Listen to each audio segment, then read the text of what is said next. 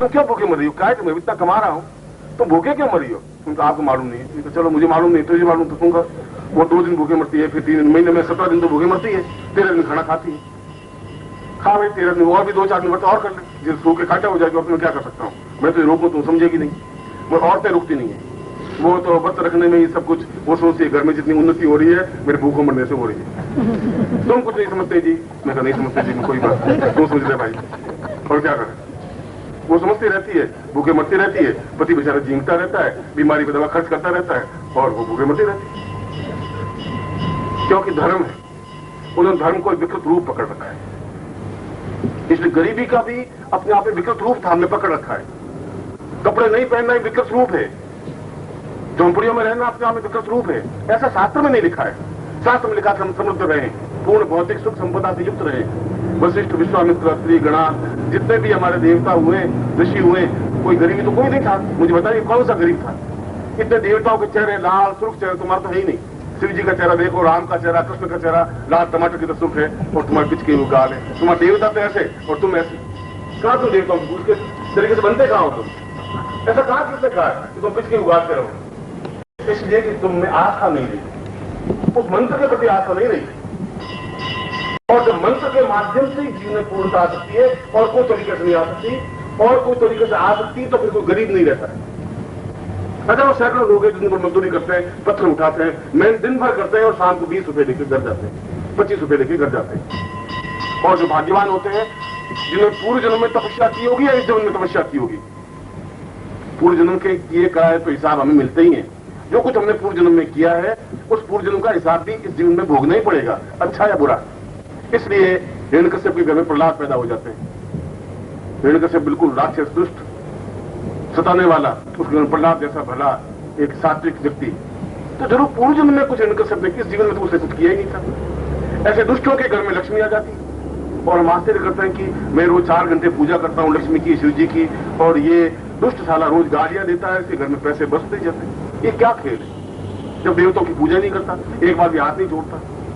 इसलिए कि हमने पिछले जीवन की कड़ी को नहीं देखा। पिछले जीवन की कड़ी और इस जीवन की कड़ी जुड़ी नहीं। और इसीलिए हमारे नवारण मंत्र में, जहां भगवती की आराधना की बात कर रहा हूं, मैं रोज एक एक बिंदु लेकर के उन बिंदुओं को, जिसके माध्यम से आपके जीवन में भौतिक उन्नति और आध्यात्मिक उन्नति का समन्वय हो सके। खाली आध्यात्मिकता से काम नहीं चलेगा, खाली भौतिकता से भी काम नहीं चलेगा।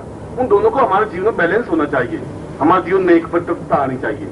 हम जीवन में संपन्न भी रहे, हम जीवन में आनंद युक्त भी रहे, दोनों जीवन चले हमारे। और ऐसा जीवन प्राप्त करने के लिए लक्ष्मी की आवश्यकता है। इसलिए मैंने इस मार्च के अंक में मैंने दिया था कि इस नवरात्रि के दिनों में मैं उस मंत्र को भी दूंगा जिसके माध्यम से पूर्ण लक्ष्मी की प्राप्ति हो सके। और आप कहें कि हम तो साधु हैं, हमें लक्ष्मी की जरूरत नहीं, तो आपको एक्सपेरिमेंट करना चाहिए। उस साधु को आप 2 दिन खाना मत दीजिए, और 3 दिन वो आपका देखा फिर से कोई आया नहीं, क्या हुआ? आज कोई जोड़े कोई आया नहीं, क्या हो गया? 3 दिन वो सीधा ये देखने की कोशिश करेगा, 2 दिन तो चला देगा वो अकड़ के मारे। 3 दिन सुबह सुबह आंखें भटकेगी किसी के लिए। बिना लक्ष्मी के आटा आएगा नहीं, बिना लक्ष्मी के पेट में रोटी जाएगी नहीं। इसलिए लक्ष्मी की आराधना करना अपने आप में कोई गुनाह नहीं है। साधु के लिए भी, गृहस्थ के लिए तो खैर आवश्यक तत्व है। जरूरी यह है कि आपका धन गलत कार्यों में व्यय नहीं हो, शराब में व्यय नहीं हो, झूठ, छल, मक्कारी, दुष्टता, दूसरों को सताना, इन कार्यों में तुम्हारा धन व्यय नहीं हो, ये जरूरी है। धन का सदुपयोग हो, दान हो, साधु संतों की सेवा हो, देवताओं के मंदिर बने, उसका सदुपयोग हो, तो लक्ष्मी आपके लिए उपयोगी है, धन आपके लिए उपयोगी है। और ऐसे ही जीवन की क्रियाओं में इस भगवती जगदम्बा का त्रिगुणात्मक स्वरूप माना गया है। महाकाली, महालक्ष्मी, महासरस्वती। और जीवन में 3 ही शक्तियां हैं, चौथी कोई शक्ति है ही नहीं। न भुवनेश्वरी है, न चिंतपूर्णा है, न कोई संतोषी माता है, न कुछ है ही नहीं। ये इनके और रूप हैं। महालक्ष्मी के सैकड़ों रूप, अन्नपूर्णा लक्ष्मी है, धन लक्ष्मी है, धान्य लक्ष्मी है, धरा लक्ष्मी है, पुत्र लक्ष्मी है, पौत्र लक्ष्मी है, कीर्ति लक्ष्मी है। लक्ष्मी के सैकड़ों रूप हैं। काली के भी सैकड़ों रूप है, बगलामुखी है, छिन्नमस्ता है, और भी कई रूप हैं।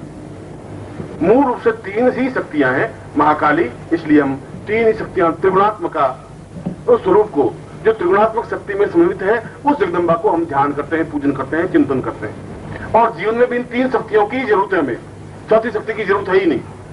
इन 3 शक्तियों में अन्य सारी शक्तियां समावेश है। महाकाली की साधना करके हम जीवन में रोग, शोक, शत्रु, दुष्ट, बीमारी, पीड़ा, परेशानी, इन सब से हम मुक्त हो सके, हम जीवन में एक स्वस्थ जीवन बिता सकें, आनंद युक्त जीवन बिता सकें, एक वैभवपूर्ण जीवन बिता सकें, जहां हर समय शत्रुओं का भय रहेगा, जहां हर समय बीमारी रहेगी, जहां हर समय कष्ट रहेगा, वहां जीवन आनंद युक्त नहीं बीत सकता। और इसी प्रकार मां लक्ष्मी की आराधना, साधना, पूजन, अर्चन, चिंतन, और मां सरस्वती की, जिससे कि हम कंठ में सरस्वती स्थापित हो, हम जो बोले वो शुद्ध बोल सकें, विद्वानों के बीच में बात कर सकें, बैठ सकें, हमारी एक कीर्ति हो, समाज में हमारा सम्मान हो, समाज में हमें पूछे, लोग हमसे बात करने के लिए आए, हमारा यश हो। ये सब सरस्वती के माध्यम से ही संपन्न है। आदमी के पास पैसा है तब भी वो यश की आकांक्षा रखता ही है कि मेरा यश है। यदि यश नहीं है तो उस लक्ष्मी की उपयोगिता नहीं है। यदि किसी का यश ही यश है और लक्ष्मी नहीं है तब भी व्यर्थ है। और यदि यश और लक्ष्मी दोनों है और हर समय डरा हुआ भयभीत है, शत्रु हावी है, तब भी जीवन में कुछ नहीं है। इन तीनों को समावेश करने से, तीनों से अपने आप में अभय होने से, तीनों से पूर्णता प्राप्त करने से जीवन अपने आप में परिपूर्ण होता है। इसीलिए नवरात्रि की एक चिंतन रखा गया है। बाकी सारे पर्व, चाहे शिवरात्रि हो, चाहे अक्षय तृतीया हो, चाहे रामनवमी हो, चाहे कृष्णनवमी हो, चाहे होली हो, चाहे दिवाली हो, केवल एक एक पर्व है। नवरात्रि के 2 पर्व रखे, एक पर्व जब सूर्य उत्तरायण में चला जाता है तब, एक पर्व जब दक्षिणायन में चला जाता है तब। हम पूरे काल चक्र में उत्तरायण से दक्षिणायन तक पूरे 12 महीने हम उस भगवती जगदम्बा की आराधना करें। इसलिए 2 पर्व दिए जगदम्बा के लिए, चैत्र में भी और आश्विन में भी। इसलिए हमें याद दिलाने के लिए कि हमें निरंतर उन तीनों शक्तियों को अपने आप में स्थापित करना है, समावेश करना है, जीवन में पूर्णता प्राप्त करनी ही है। और यदि जीवन में ये पूर्णता प्राप्त नहीं कर पाए तो फिर हमारा जीवन व्यर्थ चला जाएगा। उस जीवन का कोई अर्थ नहीं रहेगा, तो जीवन का कोई चिंतन नहीं रहेगा, फिर जीवन की कोई विशेषता नहीं रहेगी। फिर तो जीवन एक पशुवत जीवन है। पशु भी जिंदा है, आपने कोई बहुत बहादुरी नहीं करे, आप जिंदा है। जिंदा इसलिए है कि आप मरे नहीं, इसलिए जिंदा है। आपकी कोई इसमें विशेषता नहीं है कि कल के आज में कोई डिफरेंस नहीं आया। कल के क्रम में, आज के क्रम में आपके अंतर आना चाहिए। कल आपने कुछ और काम किया, आज आपने कुछ और काम किया। कुछ हमेशा आपके जीवन के इतिहास के पन्नों में कुछ लकीरें बंदी चाहिए। जब आपका इतिहास ही नहीं बनेगा तो आने वाली पीढ़ियां आपको याद भी नहीं करेंगी। क्यों करेंगे? आपने कुछ किया ही नहीं। ऐसे ही घिसा पिटा जीवन, पैदा हुए, खड़े हुए, सुबह उठे और स्नान किया, कपड़े पहन लिए, पत्नी से 2-4 गालियां खा ली, 2-4 गालियां दे दी, फिर ऑफिस चले गए। माँ बाप से की गालियां खाई, अपने सहपाठी के साथ ये मरेगा, ये बहुत मरेगा। ऑफिसर के सामने कह नहीं सको, अपना बड़ा निकाली और फिर बाहर कोई कुत्ता मिला तो कुत्ते को गाली देके पत्थर फेंक दिया। उस गुस्से को कहां निकालो? कुत्ते को निकालो। घर में कुत्ता पाला हुआ है तो उसको आके ठोकर मार दी और फिर पत्नी को कुछ कह दिया, रात को सो गए। जीवन 12 महीने जीवन वैसा ही तुम्हारा, उसमें इतिहास क्या लिखा जाएगा? जीवन का इतिहास बनना चाहिए। और जीवन का इतिहास तब बनता है जब आप चैलेंज लेते हैं, जब कुछ करने की क्षमता हो। या तो डूबेंगे तो डूबेंगे, तरेंगे तो तरेंगे। मंत्र साधना भी ऐसा ही चैलेंज है।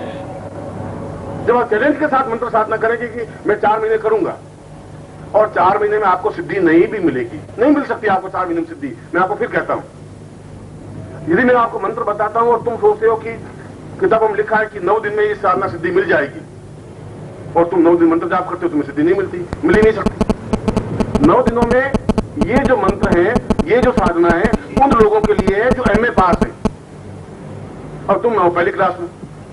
अब पहली क्लास वाला 9 दिन में उस पूरे एमए को कैसे कवर करेगा? कैसे होगा ये? और तुम कह रहे हो देखो 9 दिन मंत्र जाप तो कर लिया, 9वां मंत्र जगदम्बा आई नहीं। और जगदम्बा ये जो मंत्र मैंने लिखा था 9 दिन के लिए, एमए पास वालों के लिए, और शास्त्र में लिखा है, वो ऋषि थे, अपने आप में योगी थे, उच्च कोटि के थे, जीवन भर चिंतन उन्होंने यही किया और उस मंत्र को 9 दिन जप किया और जगदम्बा प्रकट हुई। वो आपके जीवन में है नहीं। अभी तक आपने कुछ ऐसी साधना नहीं की, ऐसी आपका बेसिक बल तो है ही नहीं, आपकी धरातल नहीं है। और जब धरातल नहीं तो 9 दिन में या 5 दिन में आपको साधना सिद्धि कैसे मिलेगी? पहले आप पहली क्लास में, दूसरी, तीसरी, चौथी, 5वीं, 6ठी, 8वीं, 12वीं। मैं एक उदाहरण देकर समझा रहा हूं एमए क्लास का। और जब आप एमए क्लास में पहुंच जाएंगे उसके बाद गारंटी के साथ 5 दिन साधना करने पर फल मिलना ही है। अब प्रश्न उठता है कि गुरुजी अब तुम 45 साल के हो गए, अब आप नया सुगोबा छोड़ दिया कि अब हम एमए करें। अब एमए करेंगे मर जाएंगे हम, लकड़े मसान चले जाएंगे, आगे चले गए, थोड़े बहुत बच्चे हैं अब चले जाएंगे। अब वो लक्ष्मी बेचारी कब आएगी? तब आएगी शक्तिपात के माध्यम से। अगर ऐसे नहीं आएगी तो गुरु देगा आपको, क्योंकि सौभाग्य दुर्भाग्य से मैं आपका गुरु हूं। ये मैं दुर्भाग्य कि मैं आपका गुरु हूं, ये आपका सौभाग्य कि मैं आपका गुरु हूं।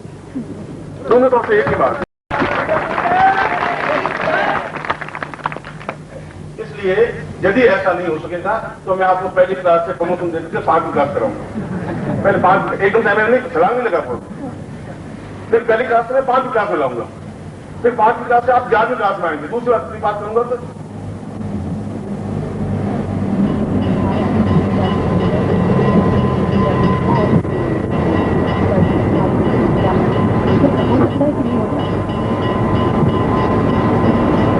तुम्हें मालूम हो? अगर हो सकता है तो आप मुझे बताइए, मैं कैसे मान लूं? क्या मानना? तुम्हें मानना क्या? मैं कैसे जानूं कि सबके पास में होता है? थोड़ा सा लोग हो जाते हैं, कई गुरुओं के पास गई लेकिन मैंने कभी ऐसा देखा नहीं कि ऐसा होता है, ऐसा कुछ नहीं होता।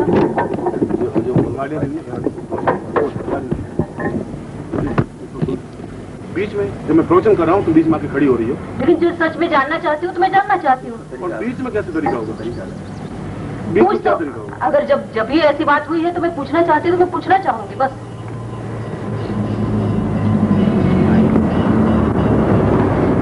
तुम नारी हो और मैं तुम्हें जवाब नहीं दे पा रहा।